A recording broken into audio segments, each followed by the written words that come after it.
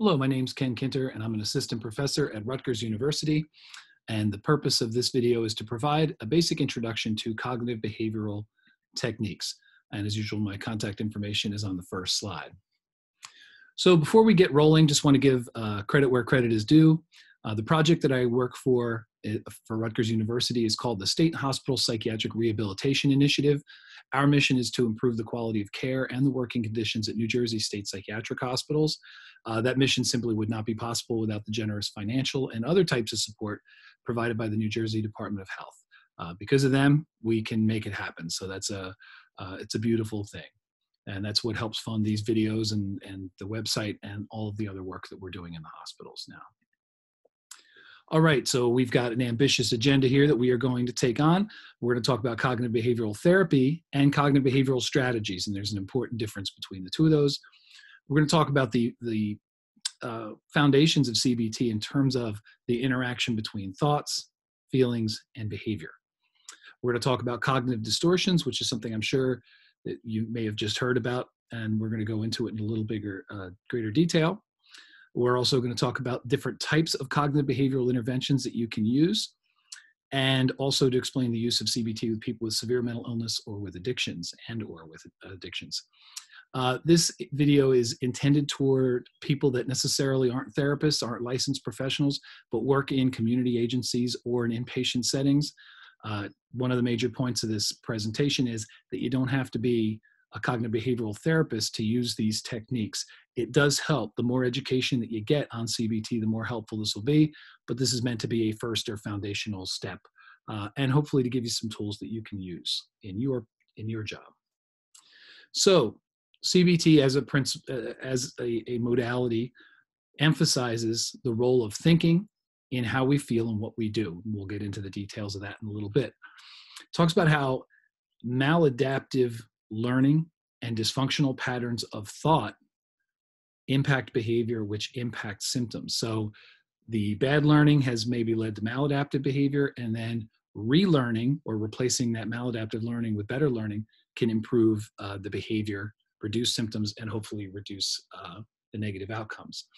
It's credited with, Aaron Beck is credited with this, so this is not exactly a new thing, but I've noticed it's been slow to permeate through the system. Lots of people say they know CBT and they practice CBT, but you don't really see it. Initially, CBT was directed toward people that had more mild mental illnesses. However, we've been getting a lot more traction with it and working with people with severe illnesses and addictions. So CBT, again, is sort of a general catch-all term for lots of different things. Beck's cognitive therapy, rational emotive behavior therapy, or REBT, by Albert Ellis. Please catch some of Albert Ellis's videos if you haven't seen it. Totally worth it. And dialectic behavior therapy by Marsha Linehan, which is something else that's becoming very common in our hospitals. So CBT is sort of this catch-all term. So it's not a thing that you do. It's sort of an umbrella over many different interventions, some of which we're going to be talking about in this video, but not all of them. And we'll talk about places you can go to get more information. So in this presentation, we're going to be talking more about cognitive behavioral techniques or cognitive behavioral strategies or interventions rather than therapy as a whole. If you don't practice therapy, we don't really need to go into the therapy part to that degree. My hope is that these are just tools that you'll be able to use immediately to improve what you do wherever you work. So some of the foundational, the spirit of CBT, as it were. Learning is at the core of much maladaptive behavior. Our beliefs shape our reactions. That whole thing about perception is reality. Our perception makes reality what it is to us. And this is how two people can see the exact same thing and come away with completely different ideas about what happened. It's what they've already experienced and learned going into it. So behavior and behavior change is also partially a function of the environment and our interaction with the environment. So the mantra that I'm going to drill into your head for this video is how you think and act affects how you feel, and how you feel affects how you act and think. So it's this cycle between thoughts up top of the pyramid here, feelings, the right, and behavior. And what I do also includes what I say, verbal behavior. These three are constantly interacting with each other. In fact, chances are we're probably not even aware. You might hear a song and you might feel a certain way or think about a certain thing. And these things are we're constantly cycling through these. We might not even know what the connection is between them, but there is a connection. So for example, what we see here is a common example of one trip around this sort of loop, around this triangle here. So if someone has thoughts about, no one likes me, I'm a bad person, people want to hurt me, if those are the thoughts that a person is walking around with all the time, or almost like a tape we have in our head, it's natural that those thoughts would lead to feelings of depression, feelings of anxiety, feelings of fear. So now we have those thoughts. Now we have these feelings. So how do we act? How do you act when you are depressed or anxious or fearful? You might isolate, you may avoid people, you may procrastinate doing things. So, and then we go right around this loop again. And then how we act goes out into the environment, into the world, and then people respond to us a certain way. And then that can actually reinforce this. So even if it's incorrect, the environment can reinforce these inaccurate thoughts and beliefs. My own personal observation is that we all have two of these little triangles going on. When we're doing okay, and one when we're not. So I would almost ask you to think about this if you wanted a homework assignment out of this. Write down some of your thoughts. What does that tape in your head say? Does it say I'm basically a good person, or the world is basically evil? And then what feelings come from that? And then what behavior comes from that? I'll give you an example for myself. I am not a good technical person. I'm afraid of techie stuff. So one of my automatic thoughts is, you just heard it, I'm not good at techie stuff. I'm afraid of new things and technology. So when I'm confronted by having to learn a new thing, my reaction might be one of fear, one of avoidance, one of maybe even shame. And then how do I act? I avoid it. I get frustrated. I procrastinate. I try to palm it off on someone else. I actually try to trade work, so someone else will do my tech work for me and I'll do something else that I'm good at. But the problem becomes I automatically tell myself I'm not going to figure out a new tech thing, which actually diminishes my will and my ability to be able to learn that thing. So that thought has now shaped my behavior. You probably have your own versions of that, and I welcome you to explore those, both the good version, the positive version, and the negative one, like my techno fear. In fact, that's also something I encourage you to do with your clients, is have them do that triangle as well. What does their tape say to them all the time? How does it make them feel? And what are the behaviors they indulge in? I think that's a pretty helpful exercise for all of us. So now we move on to cognitive distortions. And cognitive distortions are rather consistent things that we do in processing the world around us that impact how we respond to it. So you may hear some examples of the example I just gave about myself here. All or nothing thinking. I am not good technologically. Well, I've just generalized that to mean all technical things, and that isn't true. Mental filter, dwelling on a single negative detail instead of focusing on the whole and focusing on something that confirms what I already think. Magnification or minimalization, where I exaggerate the importance of this thing. Disqualifying the positive.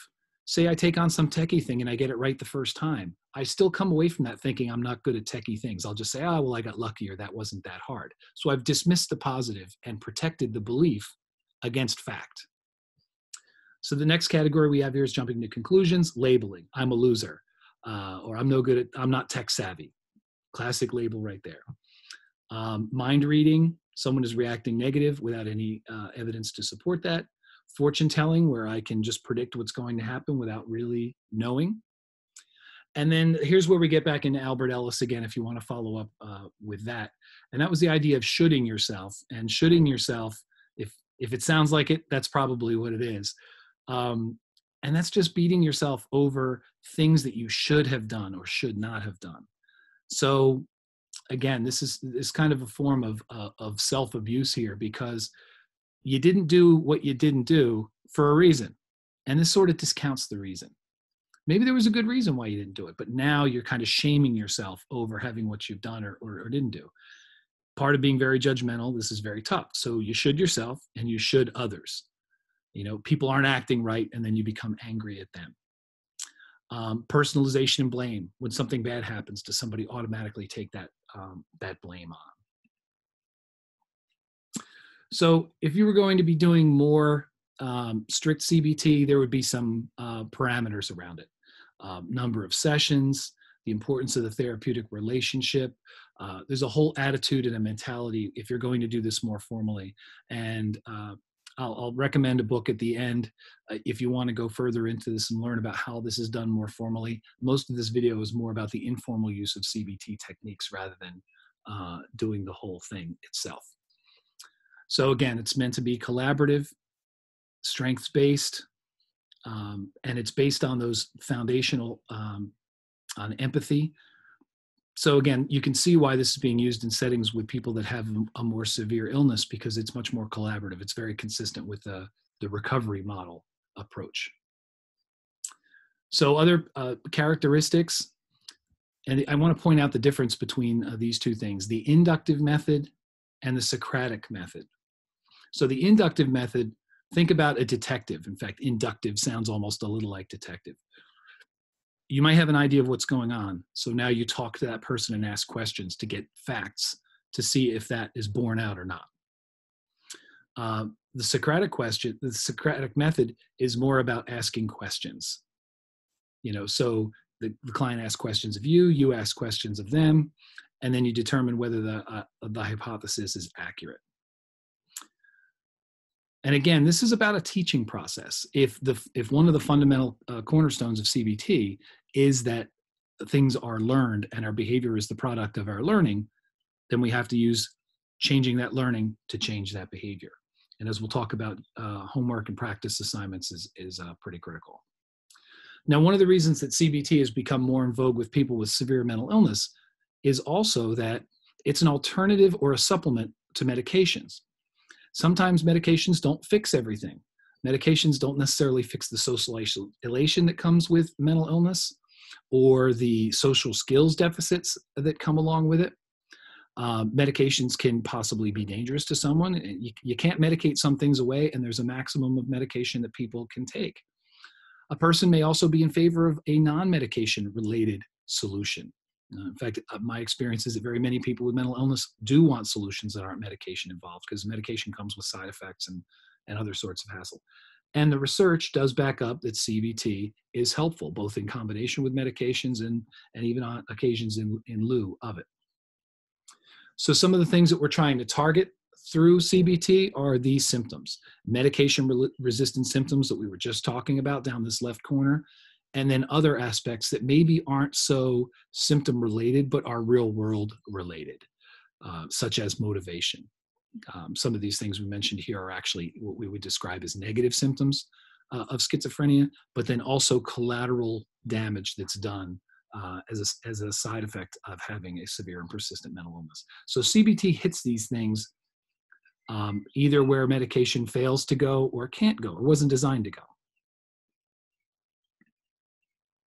So we're going to be talking about 8 specific CBT techniques for the remaining time in this video.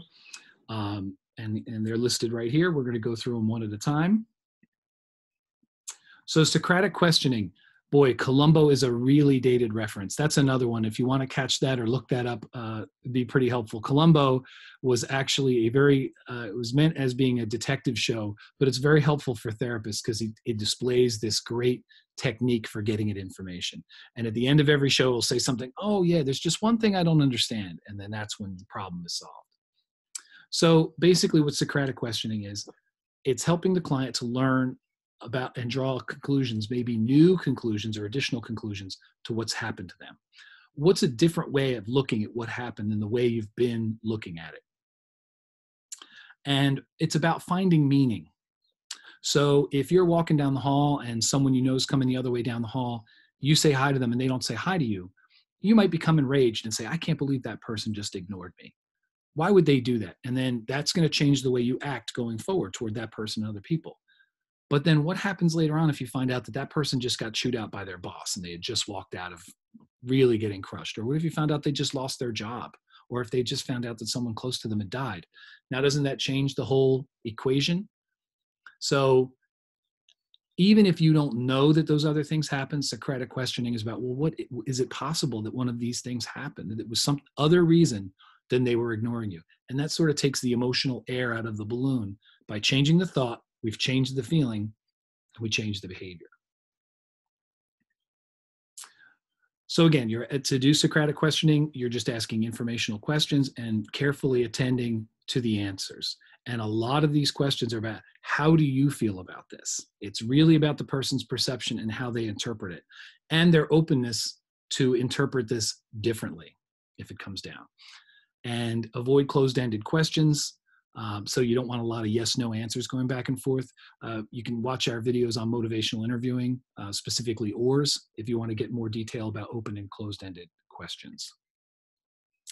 So here's some examples of Socratic questioning. So tell me what are the disadvantages are of public speaking, because it might be different for each person. What happens if you continue to yell at your voices in public? So here you're exploring, well, what happens if we keep going this way? And then it's also a major effort for us to understand the meaning that a person ascribes to a particular event. Because again, what we think it is doesn't matter. It's what they think it is. And how deeply have they thought into the why of that anyway? They may not have even questioned it. As we'll talk about in a little bit, automatic thoughts, we don't question them. Positive reinforcement, anything. This can be praise. This can be something more tangible. It's anything positive that follows a behavior that increases the possibility of it happening again. If someone who's normally late to group, they show up on time, you say, you did a great job. I really appreciate you showing up on time to group today.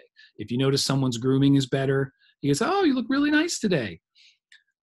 So you can do that with praise, or there can be more tangible things. In the hospitals, we use food as a reinforcer all the time. You may have different things, but it needs to be immediate. And you may need to do it every time at first, but then the goal is to step it back. So it's every so often. Think about how good of a draw a slot machine is. And it certainly doesn't pay out every time. There's that powerful draw, and when is that reinforcer going to be there? Modeling, critical. This is a critical one. Very simple, but not easy. Theoretically, we're doing it all the time. So if we had a camera on us, or if we were in a mirror, what would we see? Would we see somebody who comes in, sits down, throws our stuff on the desk, rolls our eyes and go, okay, what are we going to do today? Or do you see somebody that's energetic and enthusiastic and engaged in what they're doing? What would you see if you saw yourself on camera, if you saw yourself in a mirror? And is that what you want to put out? We're modeling all the time, good and bad. We can't control it. We can't turn it on and turn it off. And people all around us are serving as models all the time. And I love Zoolander, by the way, so that's why that picture's on there. All right, so shaping is next. For people that have severe illness and severe deficits, they're not going to get from where they are to where they could be all in one pop. None of us do. So it's this matter of breaking a big job into smaller jobs and then providing reinforcement for each success. For example, we had a gentleman in our hospital, very paranoid, did not like to sit in groups. He would stand in the doorway. We can't really do that. People have to get in and out the door, and we close the door for groups anyway. So now if I say, look, you either need to sit at the group table or you need to leave, I lose the guy. So we said, look, you can't stand in the doorway because we're going to close the door and people need to come and go, but you can set up a chair right by the door and sit right there, and that's fine. And that's what he did. And he also told us not to call on him or not to talk to him. But eventually what happened is, instead of having him move closer, we worked on having him share and having him read. So little by little, and praising him each time for his cooperation or where he sat, we got him closer and closer to the table. So you divide a big job into like a million little jobs and praise after each one to just gradually nudge that person in the direction. I mean, look, we all crawled before we walked, right? Role playing. Now this one's pretty critical, and a lot of people are really uncomfortable with it. Role playing is a fantastic technique. What is some situation that your client's going to have to deal with soon? A job interview, a stressful situation, being able to stand up for themselves, being able to say no to someone who's offering them drugs.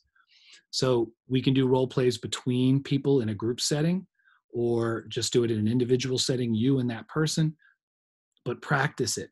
This way a person gets a little prior experience in it. It's not as good as in vivo. It's not as good as being in the real world doing it, but it's really nice practice. And the more you practice something, the better you'll get at it. And then you can use it. Any D&D geeks out there besides me? Just asking. So cognitive restructuring. This one is a little more sophisticated, but very effective as well.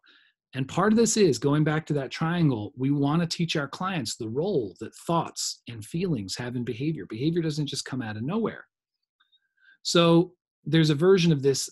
There are a couple different versions of this that you can use. One version of this is called catch it, check it, change it. And that is if you have a thought process that you normally engage in, like things always work out for the worst for me. Catch yourself doing it, check it. Does it match up with the what's going on in the world? And then change it. How do we substitute that negative thought for a more positive one? So how do we turn things always go bad for me into sometimes things go bad for me, but sometimes things go well? So they have a 5-step method here that they describe the situation. What's the strongest emotion that you feel? What is the strongest belief that's out front? Again, like our little triangle from before. Challenge the thought. Is there evidence for it? What's the evidence against it? I almost picture a court of law where the prosecution and the defense has to make a case, and we're trying to establish reasonable doubt. And then finally, we get to the action. So did it work in this case? If that belief or thought didn't work for you, let's change it. Let's make it into something else, or let's develop an action plan. I love substituting new thoughts, more positive thoughts for the older thoughts. So here we get down into automatic thoughts, and we're surrounded by automatic thoughts. At 12 o'clock, I'm automatically hungry and I go to lunch. Why? Am I magically hungry at 12 o'clock every day? No, it's just when lunch happens. So I've just kind of rolled along with it. We just automatically take for granted that that's how it is and we don't think about it. But there's usually a bias involved there somewhere. It's autopilot, but autopilot ignores the fact that everything is actually a little different each time. And it prevents us from being open to new experiences. So first we have to assess somebody's automatic thoughts. It's hard you think them so often. It's like the water that you swim in. So how do you address automatic thoughts? So you ask people, what's on that tape? What are some automatic things that you think? This means that. And there are different techniques that you can use to conjure that. So you want to see what the automatic thought is, and you want to see what that mood is that corresponds to it. This one's a classic, relaxation exercises. Just getting people to do breathing exercises, getting people to do imagery. Because again, very often the emotions that people are feeling in response to these automatic thoughts and these cognitive distortions, they feel negative feelings. They feel fear. They feel angry, or they feel sad. So how can we restore that person to basically, this is another way of interrupting that triangle. You change their emotional state. You change the way they feel. You insert a new behavior that's designed to change that feeling. And then we'll get to the thoughts from there. This is a picture of Bora Bora, by the way, so you're welcome. It's the prettiest slide out of all of them. And next, practice assignments. Now, we're careful with the word homework. I work in an inpatient setting. We don't want people to get too comfortable with the idea of hospital as home. So even though practice assignments is longer, I prefer it to homework. If a person lives in their home, fire away with homework. Although sometimes there's a negative stigma. If our clients had a really rough time at school, or they may say, I'm grown, I'm an adult. I'm not about homework. I gave that up after school. But I think people can relate to practice, except for Allen Iverson, but we'll keep moving. So we assign at the end of a session, individual or group session, critical to review it in the next session. Did they do it? Praise all over the place. And then how can we go forward from there? If it didn't happen, let's review it with the person. Why didn't it happen? Was the job too big? Do we need a cue in the environment when to do it? So the reason they didn't do it is at least as important. So it's critical. The practice assignment should have some meaning for them. It should be something that they want to do. It's going to help them get to where they want to be. Are there others that we can help with this practice assignment? Someone else to cue that person when to do it, or to give them feedback about it. Practice it in session first. So you do the role play in session, and then the homework is to do it out in the world somewhere before next session. So it's a great reinforcer. These things can be written, verbal, or behavioral. The behavioral ones are particularly effective. You actually get to practice doing something in real time. So these CBT methods, these are some of the impacts. They develop a therapeutic relationship. It's you and that person working toward their common goal. We all have things that we're working on, so it reduces the amount of stigma we're dealing with. It's educational. And again, some of the primary things that we're trying to get here is to change thoughts, change core beliefs, usually negative core beliefs, and to get them to show new behaviors. You know, in AA, they call it stinking thinking, and a lot of CBT is geared towards stinking thinking. So not only is it effective for people with mental illness, it's also very effective for people with addictions. Almost every person with an addiction I've ever worked with has some really significant negative core beliefs, and they've generalized those negative core beliefs to the whole world.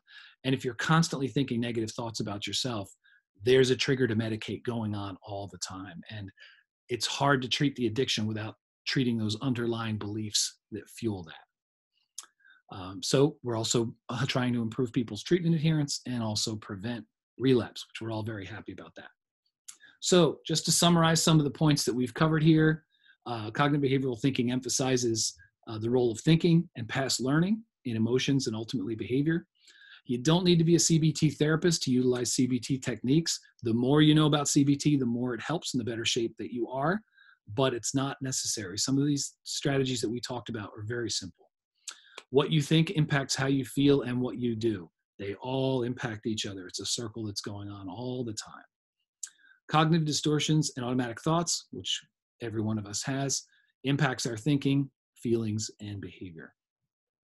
We described 8 different cognitive behavioral interventions, which you can use. Some of these are very simple as modeling, or as complicated as going into that cognitive restructuring piece.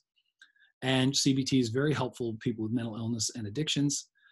And even without people with mental illness or addictions, just being able to think for yourself about how your thoughts, what your automatic thoughts are, what feelings they conjure, and what behaviors you conjure. Because I'm sure some of these are adaptive and helpful for you, and some of them are not. And it's good to know what they are. The very virtue that they're automatic means we haven't thought about them enough and what they do.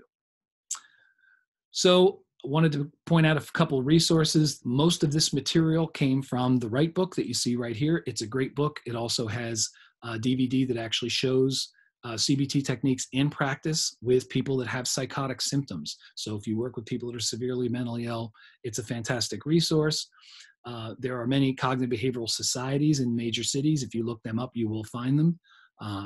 And they have a lot of information for you about cognitive behavioral therapy.